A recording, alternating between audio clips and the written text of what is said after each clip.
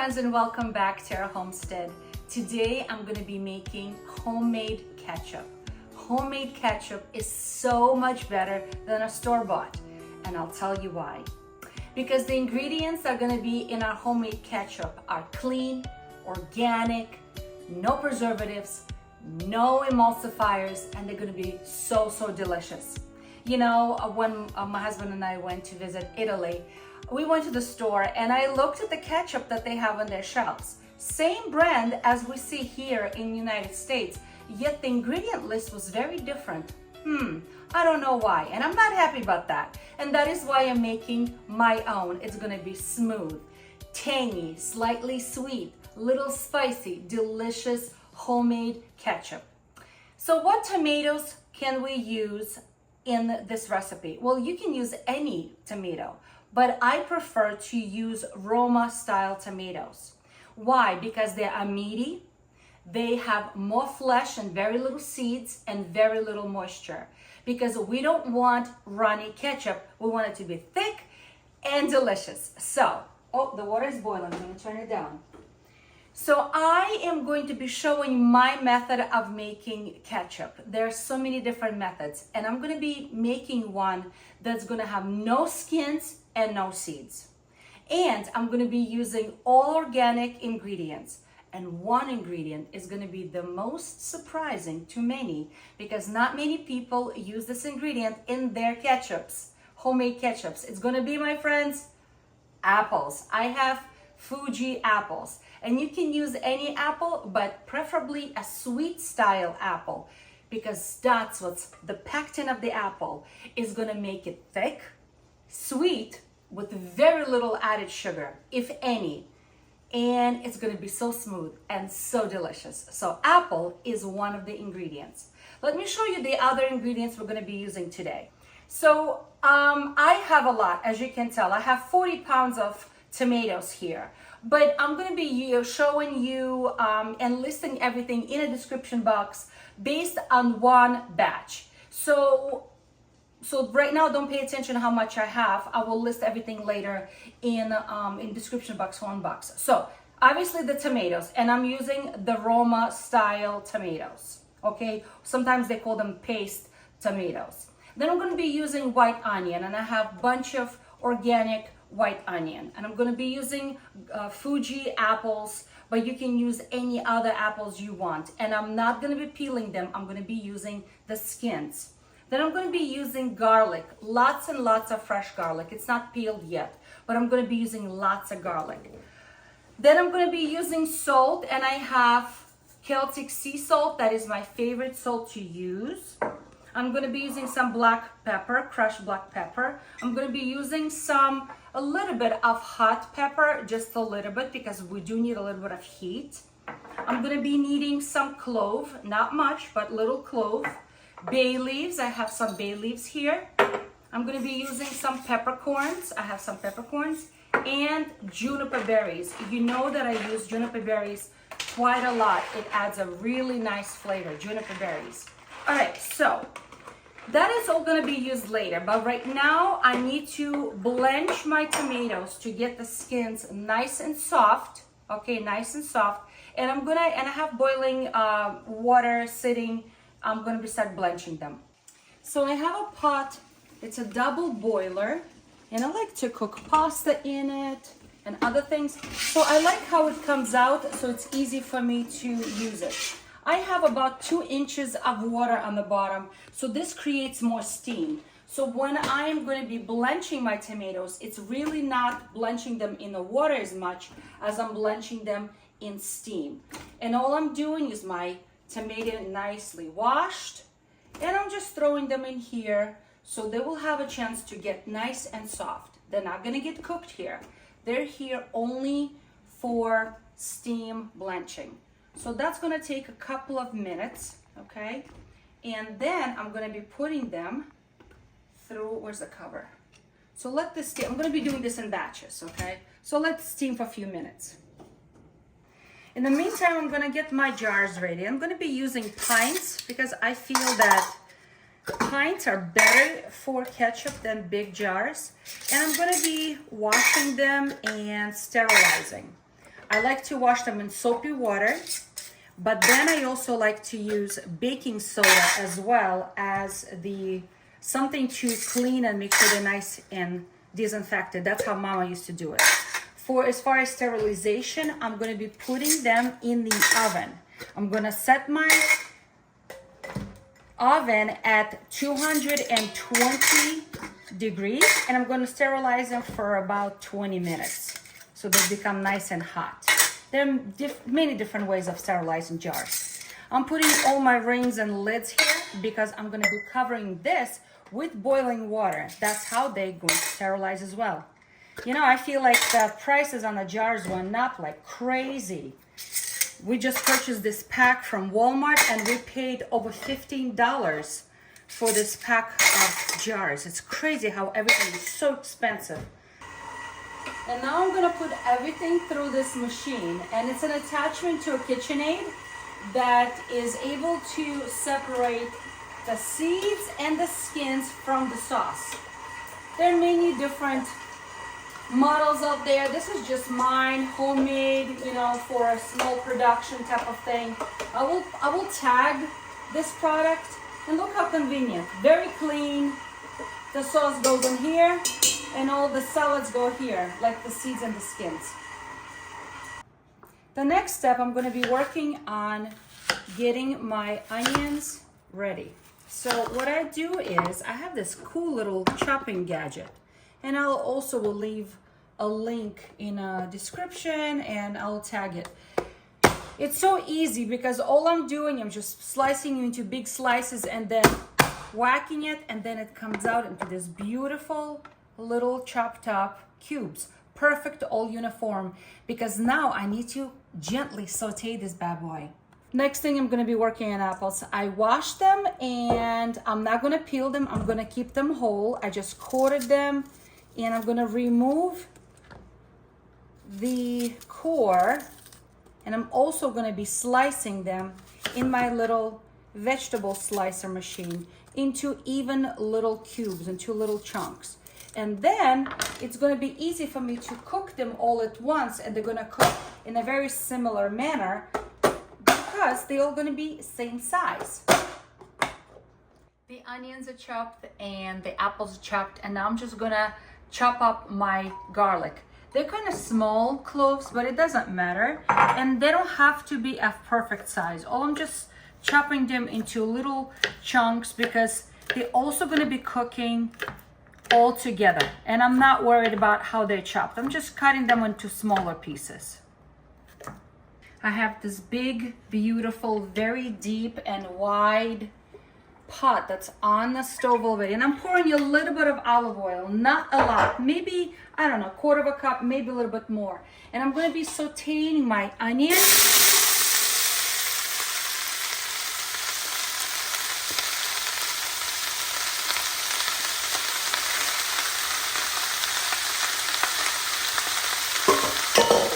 And the apples together.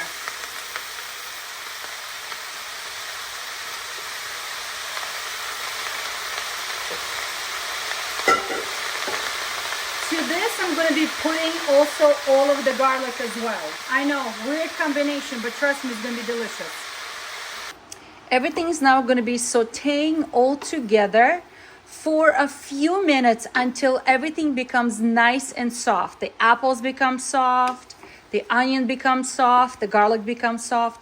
So it's not going to be on very high heat because I don't want to like get it really, really brown, but gently cooking it together, stewing it together. This has been stewing for about 20 minutes and everything is steaming up here, nice and soft.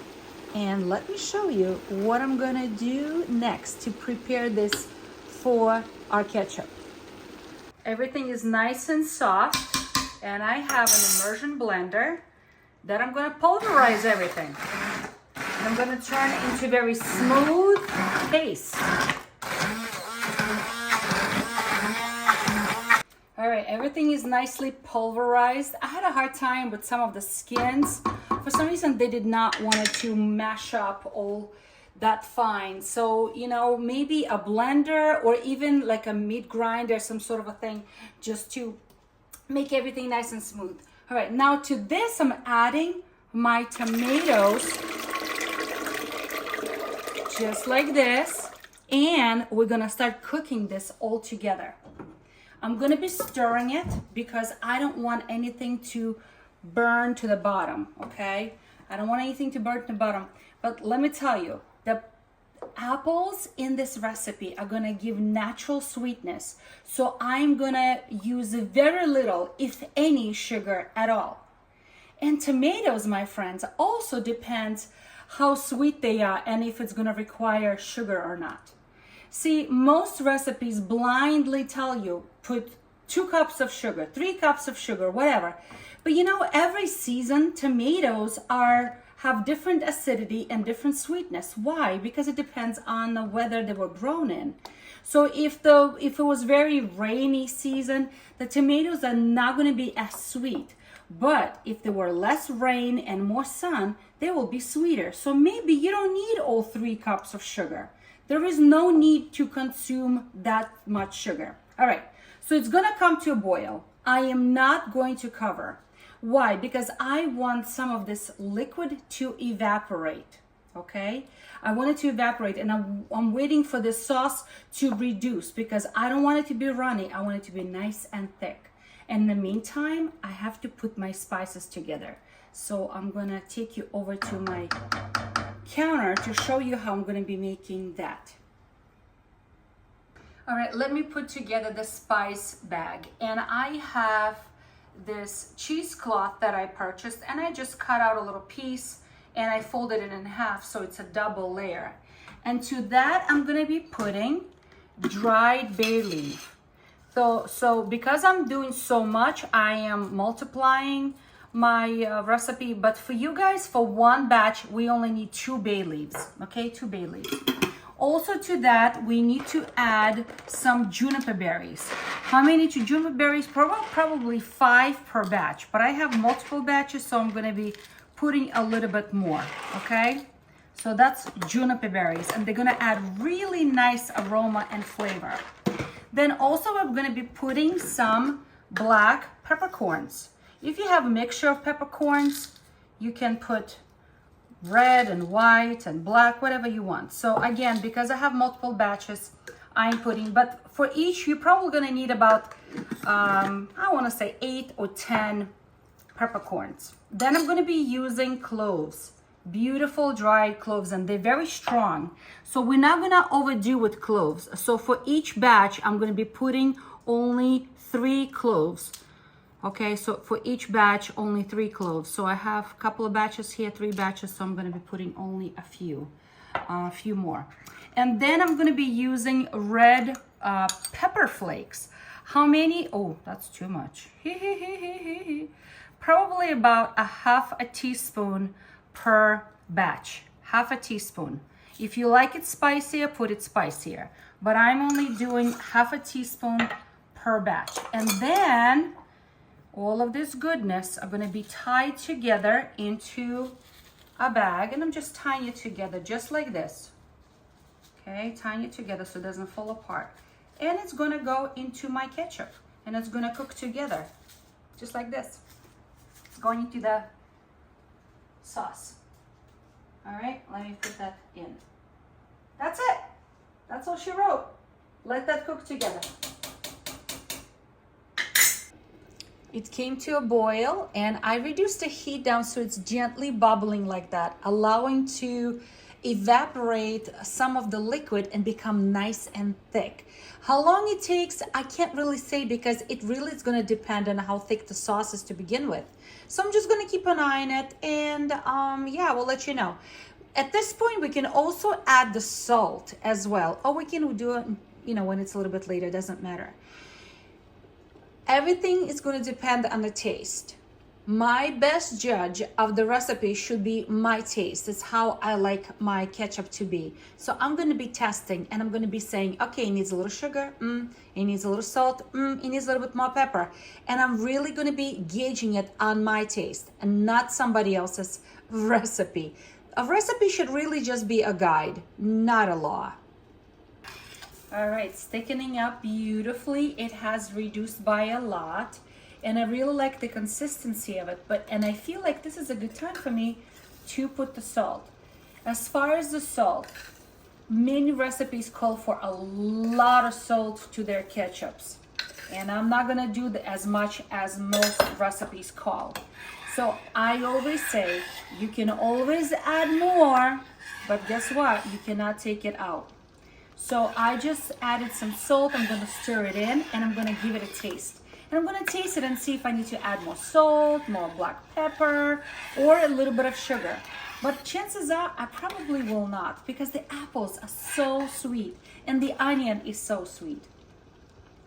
All right, just give it a taste, and I think the saltiness is good enough. And now I'm gonna be adding the vinegar, because if this ketchup was only to be used in the next couple of weeks or 3-4 weeks, it can sit in your fridge and safe to use, but we're canning for the winter.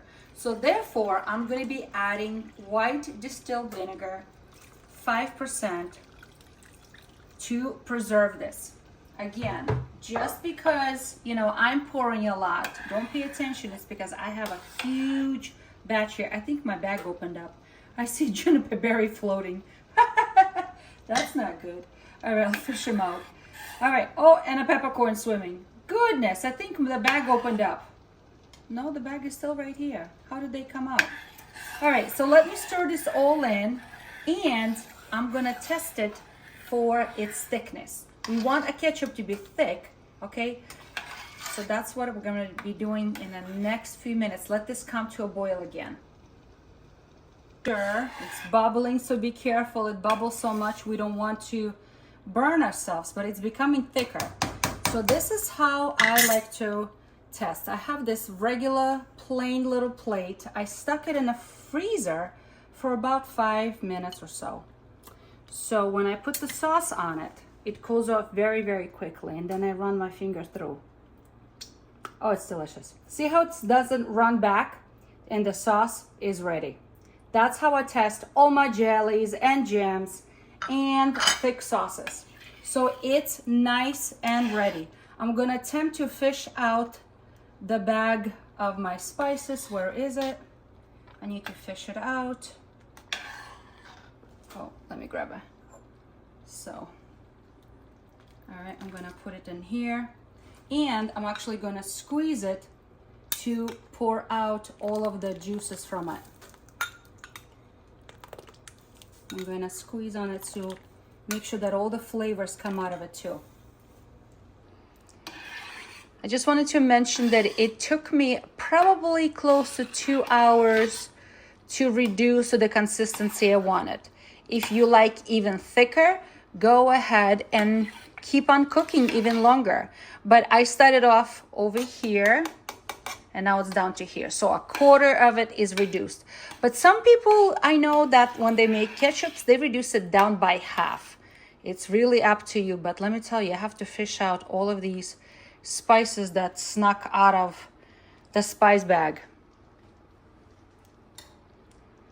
Start to jar them now. Everything is sterilized and hot. Okay, and I'm gonna be pouring into each jar.